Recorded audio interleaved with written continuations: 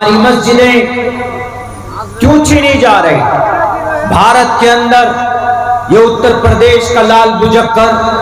اس کو کچھ نظر نہیں آتا، کچھ نہیں دکھتا ہے۔ جب دیکھتا ہے کہ ہماری کرسی ٹوٹنے والی ہے تو وہ بلڈوزر پھینک کسی نہ کسی مسجد کو توڑنے کی بات کرتا ہے، کچھ نوجوانوں کو اگر کر دیتا ہے۔ انہیں پتا ہونا چاہیے لال بجکر صاحب کو کہ لال بجکر صاحب مسجد کسی مسلمان کی نہیں ہے، مسجد اللہ کا گھر ہے۔ جس جگہ پر جو زمین مسجد کی ہے وہ اللہ کی ہو جاتی ہے، اور اللہ کو پوری دنیا میں سب سے مبارک اور پسندیدہ کوئی جگہ ہے تو وہ صرف مسجد ہے۔ ان احب البلاد الی اللہ مساجدها، تمام شہروں میں، تمام جگہوں میں، بلکہ روئے زمین پر رب کو اگر کوئی جگہ پسند ہے تو وہ مسجد، اور سب سے زیادہ ناپسند کوئی جگہ ہے اللہ کو تو وہ مارکیٹ اور بازار، جہاں پر ہم لوگ اپنا مبارک اور اپنا قیمتی وقت ضائع کر دیتے۔ میرے بھائیوں، اس کو پتا ہونا چاہیے کہ یہ جو مسجد ہے یہ اللہ کا ہے۔ جس دن مسجد بنانے کے لیے کسی بندے نے زمین مسجد کے نام کی، وہ زمین وقف ہو گئی۔ وہ زمین وقف کا مطلب ڈونیٹ کر دینا، قربان کر دینا۔ کس کے لیے؟ اللہ کے لیے۔ مسجد ہے تو اللہ کے لیے۔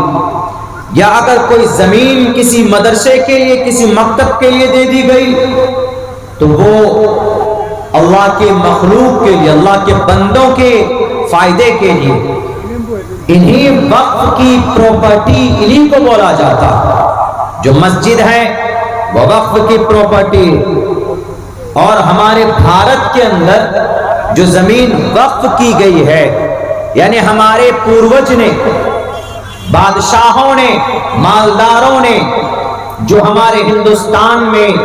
جو زمین وقف کیے ہیں، پتہ ہے ان کی کتنی تعداد ہے، کتنے ایکڑ میں ہے؟ 9.5 لاکھ ایکڑ زمین وقف کی ہے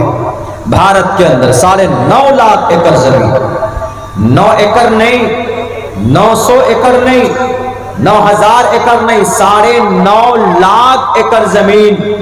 وقف کی ہے، یعنی اللہ کے نام پر لوگوں نے وقف کیے ہیں۔ انہی زمین کو ہڑپنے کے لیے، انہی زمین پر ناجائز تسلط جمانے کے لیے، انہی زمین پر ناجائز قبضہ کرنے کے لیے mister prime minister mister Modi ji نے ایک نیا سنشودھن لانے کی بات کہی۔ یعنی ابھی اگر آپ کے ضلع کٹیہار میں کوئی وقف کی پراپرٹی ہے تو آپ کے ضلع کٹیہار میں جو وقف کی کمیٹی ہوگی تو اس زمین کا دیکھ بھال کرنے والا، تو وہ جو وقف کی کمیٹی کا ہیڈ ہے، متولی ہے،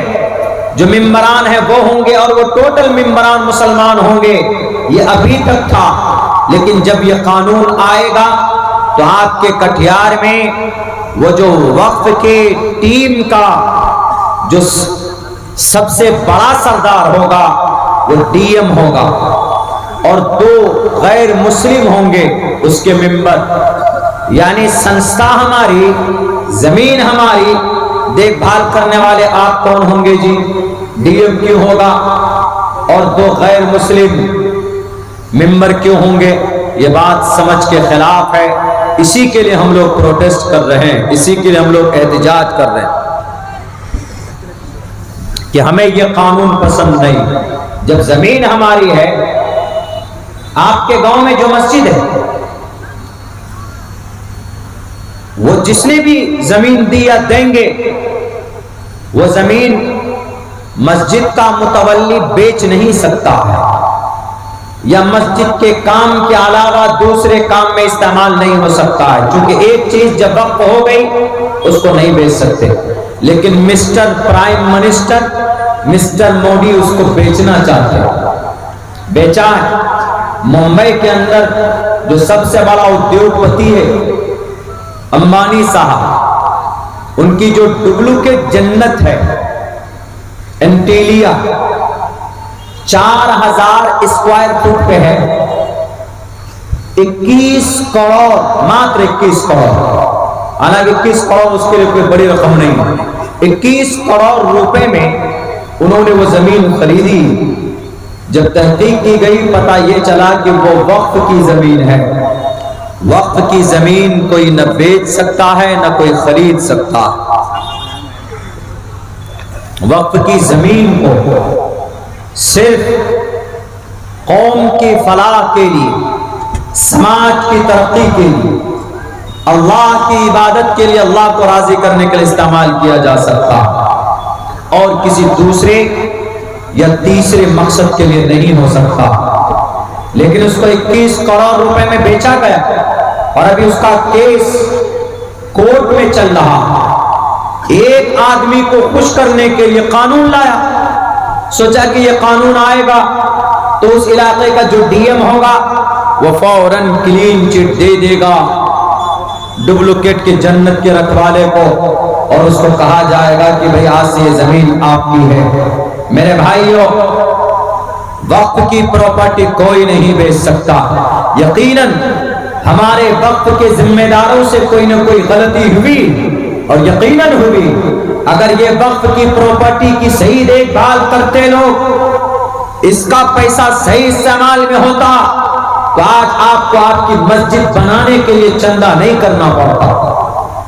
اتنا بڑا پروگرام کر کے، اتنی محنت کر کے، پیسہ اکٹھا کر کے آپ کو مسجد کی تعمیر کے لیے اتنی قد و کاوش نہیں کرنی پڑتی، کیونکہ وقف کی پراپرٹی کی اتنی آمدنی ہوتی کہ ہم مسجد کی زمین بھی خریدتے، اس میں عالی شان مسجد بھی بناتے، اس میں مکتب بھی بناتے، اس میں مدرسہ بھی بناتے۔ یہ سارے کام وقف کی پراپرٹی کی آمدنی سے ہوتا۔ آپ کہیں گے کہ مولانا اتنا پیسہ کیسے آتا؟ میں آنکڑا آپ کے سامنے رکھتا ہوں، پیش کرتا ہوں۔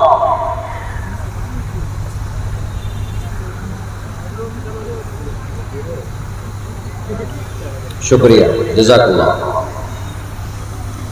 مہاراشٹرا میں 30%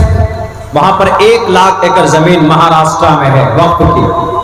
ان میں سے 70,000 ایکڑ زمین ناجائز قبضہ ہے اس پر، یعنی وقف کے پاس نہیں۔ وقف کے پاس ماتر 30,000 ایکڑ زمین ہے۔ اس 30,000 ایکڑ زمین پہ جو کرائے پہ ٹاور لگا ہے نا، ٹاور، موبائل کا ٹاور، ریڈیو کا ٹاور، یہ سب، اس ٹاور سے جو کرایہ آتا ہے سالانہ 30,000 ایکڑ زمین میں کہیں کہیں ہے، وہ پورے 30,000 زمین پر نہیں ہے لیکن کہیں کہیں پر ہے، تو اس سے جو پیسے آتے ہیں 1 سال میں 10 کروڑ روپے کی آمدنی ہے صرف صوبہ مہاراشٹر میں وقف کی پراپرٹی۔ بتائیے اگر صوبہ مہاراشٹر کی وقف کی جو کمیٹی ہے، اگر ان 10 کروڑ روپے کو صحیح سے استعمال کرے، مسجد کے اماموں کو تنخواہ دے، مسجد کے مؤذنوں کو تنخواہ دے، جہاں مکتب نہیں ہے تو مکتب بنائے، جہاں قرآن و حدیث کا درس نہیں ہوتا اس کے لیے مدرسہ بنائے، قوم کا، سماج کا بڑا کام ہو سکتا ہے کہ نہیں ہو سکتا؟ بالکل ہو سکتا، لیکن نہیں کرتے۔ جب مسلمان کا عمل برا ہوتا ہے تو اللہ مودی اور یوگی جیسے لوگوں کو بھیجتا۔ جگہ ناکافی ہے، اسی لیے نوجوانوں نے، آپ کے گاؤں کے لوگوں نے کوشش کی کہ اس مسجد کی توسیع کا کام ہو، اس مسجد میں جگہ بڑھائی جائے، اس مسجد کو تھوڑی بڑی کی جائے۔ مسجد نبوی جس کی بنیاد تقوی کے آدھار پر رکھی گئی ہے، لا تقم فیہ ابدا لمسجد اسس علی التقوی من اول یوم احق، پہلے ہی دن سے اس مسجد کی بنیاد اور اس کی پہلی اینٹ تقوی کے آدھار پر یعنی اسی غرض سے ثواب کی نیت سے رکھی گئی۔ مسجد نبوی دنیا کے اندر 6,30,00,000 مربع میل کی یہ جو زمین ہے، اس زمین پر جتنی بھی مساجد ہیں، جتنی بھی اللہ کے گھر ہیں، ان تمام مسجدوں میں برکتاً دوسری سب سے بڑی مسجد ہے مسجد نبوی۔ وہ مسجد ہجرت کے بعد اس کی بنیاد ڈالی گئی، تقریباً 6-7 سال بعد اس مسجد میں جگہ کم پڑنے لگی، کیونکہ جب مسجد نبوی کی بنیاد ڈالی گئی تھی اس وقت اس مسجد کی چوڑائی 35 فٹ اور لمبائی تقریباً 30 فٹ تھی، اور اونچائی بیچ میں فاصلہ اس کی جو چھت تھی تقریباً 2.5-3 میٹر اوپر پر اس کی چھت رکھی گئی تھی۔ چھت لکڑی کھجور کی ٹہنیوں سے اس کی چھت بنائی گئی تھی، یعنی بالکل کچی چھت۔ آپ اگر آگ لگا دیں ماچس کی تلی کھینچ کر تو وہ پوری چھت چند سیکنڈوں میں جل سکتی تھی، لیکن اس وقت کی مسجدیں کچی ہوتی تھی لیکن نمازی بڑے پکے ہوتے تھے۔ آج مسجدیں بہت مضبوط ہے، بہت پکی ہے، لیکن آج نمازی بہت کچے بھی ہیں اور بہت کم بھی ہیں۔ ہماری مسجدیں آباد نہیں ہو پا رہی ہے، اس پر بات کروں گا میں۔ تو جب اس مسجد کی بنیاد ڈالی گئی، 5 سال 6 سال 7 سال کا عرصہ گزرا، تو اس مسجد میں چونکہ ایمان لانے والے صحابہ کی تعداد بڑھنے لگی اور پھر مسجد کی جگہ کم پڑ گئی۔ جب مسجد کی جگہ کم پڑی تو اللہ کے نبی علیہ السلام نے مشورہ کیا اور صحابہ نے بھی بڑھ چڑھ کر حصہ لیا اور یہ کہا کہ اس مسجد کو تھوڑی وسیع کی جائے، بڑی کی جائے۔ جیسے آج آپ کے گاؤں میں مسجد کے توسیع کے کام کے لیے جلسے ہوتے ہیں، نوجوان اس کو بڑھانے کے لیے محنتیں کر رہے ہیں، تو اس وقت جب بات آئی سامنے کہ اس مسجد کو تھوڑی اور چوڑی کی جائے تو اس کی چوڑائی جہاں 35 فٹ تھی تو اس کی چوڑائی 20 فٹ اور بڑھانے کی بات ہوئی، اور لمبائی جہاں 30 فٹ تھی تو 15 فٹ اور بڑھانے کی بات ہوئی۔ تو جو زمین تھی، جو باقی اور زمین جو بڑھی بات میں، تو حضرت عثمان رضی اللہ تعالی عنہ انہوں نے ٹوٹل زمین کو خرید کر مسجد میں وقف کیا، مسجد میں دان دیا کہ لیجئے۔ تو حضرت عثمان غنی رضی اللہ تعالی عنہ نے مسجد کی زمین خریدی اور اس مسجد کی وسعت کا کام ہوا، وہ مسجد بڑھائی گئی۔ اسی طریقے پر ہر ایک زمانے میں حضرت عمر فاروق کے زمانے میں وہ مسجد بڑھی، اور اسی طرح آگے بڑھتے گئے حضرت عثمان کے دور میں، اور دیگر صحابہ اور دیگر بعد میں آنے والے مسلم حکمرانوں نے اس مسجد کی توسیع کا کام کیا۔ تو بہرکیف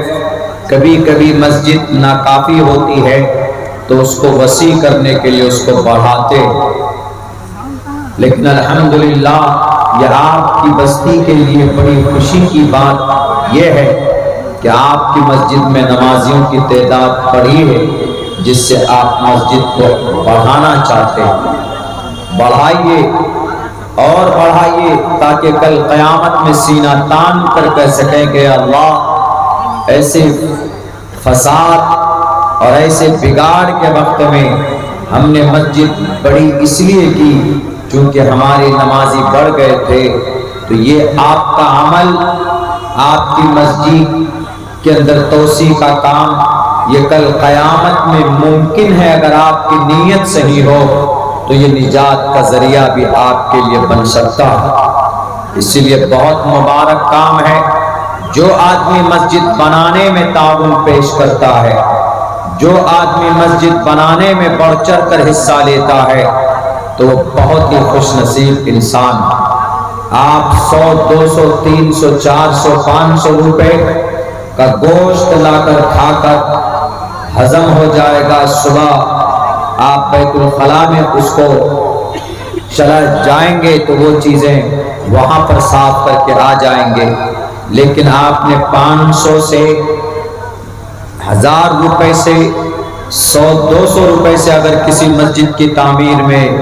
آپ حصہ لیتے ہیں تو یہ چیزیں ضائع نہیں ہوتی بلکہ یہ اللہ کے اکاؤنٹ پہ لکھا جاتا۔ رب قرآن کریم میں کہتا ہے ما عندکم ینفد وما عند اللہ باق، جو تمہارے پاس ہے وہ ختم ہونے والا ہے اور جو تم نے وما عند اللہ باق، اور جو اللہ کے پاس جمع ہو گیا، اللہ کے پاس کوئی کیسے بھیجتا ہے پیسہ اور دولت، وہ نیکی کی شکل میں جاتی، جیسے آپ نے یہاں پر کچھ پیش کیا ہے، تعاون کیا ہے، یہ آپ کا بیکار نہیں جائے گا بلکہ وہ اللہ کے پاس جمع ہو گیا۔ یہ میں نہیں کہہ رہا، یہ رب کا قرآن کہہ رہا۔ جناب محمد رسول اللہ صلی اللہ علیہ وسلم کی حدیث مبارکہ کہتی من بنا للہ مسجدا بنا اللہ لہ بیتا فی الجنہ، آپ دنیا میں جس اعتبار سے مسجد بناتے ہیں اللہ تبارک و تعالیٰ کل قیامت میں جنت میں آپ کے لیے اسی طرح کا محل تعمیر کر کے آپ کو دے گا۔ میرے بھائیوں، کبھی کبھی بہت دکھ بھی ہوتا کہ آدمی اپنی عبادت خانے کی تعمیر کے لیے کروڑوں روپے جمع کر لیتا ہے۔ ابھی ہمارے بھارت کے اندر ہماری مسجد کو شہید کر کے ایک بت خانہ بنایا گیا، تقریباً 5000 کروڑ روپے جمع ہوئے بنانے کے لیے اس مندر کو، جس کو رام مندر بولتے ہیں۔ بابری مسجد تھی پہلے، وہاں پر اس کو شہید کر یہ پیسہ دان کر کے وہ پیسے آئے، حالانکہ مندر بنانے پر کل قیامت میں کوئی اجر ہے؟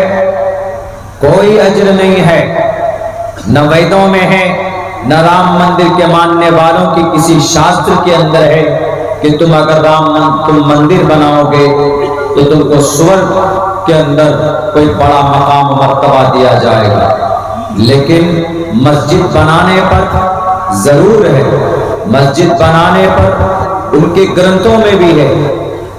کہ وہ برہمگتستان کی ستسنگتر دان وچارتوشا، کہا گیا ہے کہ ایشور کے نام کو جپنے کے لیے جو جس جگہ پر ستسنگ کی جاتی ہے یعنی ایشور کی عبادت کی جاتی ہے وہ جگہ قابل مبارک ہے، اس لیے کہ اس جگہ پر انسان کو شانتی ملتی، اس جگہ پر انسان کو، جس جگہ پر ایشور کا نام لیا جائے وہ جگہ امن کی جگہ ہے، جس جگہ پر پرماتما کا نام جپا جائے۔ اور مسجد میں ہم لوگ کیا کرتے ہیں؟ مسجد میں ہم لوگ صرف اللہ کا نام لیتے، مسجد میں صرف ہم لوگ اللہ کی عبادت کرتے، دوسرا اور کوئی کام مسجد میں نہیں ہوتا، یعنی اللہ کی بندگی کے لیے، اللہ تبارک و تعالی ہی کے تعلق سے ان کی کتابیں سننے سنانے پڑھنے پڑھانے کے لیے مدارس بنتے ہیں، مکاتب چلائے جاتے ہیں۔ بلکہ اللہ کے نبی علیہ السلام نے مدینہ المنورہ میں بیٹھ کر وہاں کے پتھر پر بیٹھ کر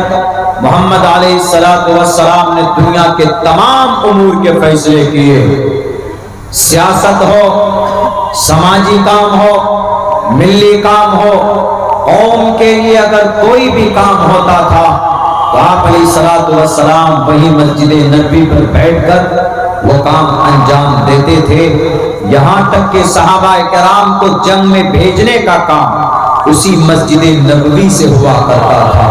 مسجد سے ہوتا تھا۔ نکاح بھی ہو تو مسجد میں ہو، دینی کوئی بھی مشورہ ہو تو مسجد میں ہو، ہمارے بچوں کی تعلیم کا بندوبست مسجدوں کے اندر ہو۔ دنیا کو نہیں معلوم تو معلوم ہونا چاہیے کہ دنیا کا سب سے پہلا مدرسہ اگر کہیں پر تھا تو مسجد کے اندر تھا، جس کو آج دنیا اصحاب صفہ، مدرسہ صفہ جو مسجد نبوی کے بالکل قریب میں ایک چبوترا بنا دیا گیا تھا پتھر کا، تو صحابہ کرام وہیں پر بیٹھ کر قرآن کو سیکھتے تھے، اللہ کے نبی پر جو حدیث نازل ہوتی تھی اس کو یاد کیا کرتے تھے، اور جو صحابہ دور سے آتے تو وہ وہیں پر رکتے تھے، قیام کرتے تھے، اور اسی سے جو صحابہ پہلے سے قرآن اور احادیث کی جو جانکاری ہوتی تھی وہ ان سے سیکھا کرتے۔ آج ہم لوگ مسجد سے الگ ہو گئے، آج صرف اذان ہو تو مسجد میں وہی 10-5 لوگ پہنچتے ہیں نماز پڑھنے کے لیے، باقی مسلم نوجوان، مسلم ہمارے سماج کا ایک بڑا طبقہ مسجد سے بالکل الگ تھلگ رہتا، جس کی بنیاد پر مسجد، اگر آپ مسجد کو آباد نہیں کریں گے، نمازیوں کی تعداد نہیں بڑھے گی، تو آپ کیا سمجھتے ہیں کہ وہ مسجد آپ کے لیے خیر کا ذریعہ بنے گی؟ جب مسجدیں آباد نہیں ہوتی ہے تو مسجد کے دل سے پوچھو، ان کے دل سے ہو سکتا ہے آپ کے تباہی اور بربادی کے لیے کوئی آگ نکلتی ہو۔ میرے بھائیوں، دنیا کے اندر 4 مسجد کا چرچا میں کروں گا آپ کے سامنے، جن میں سے 2 مسجد ہیں جو محفوظ،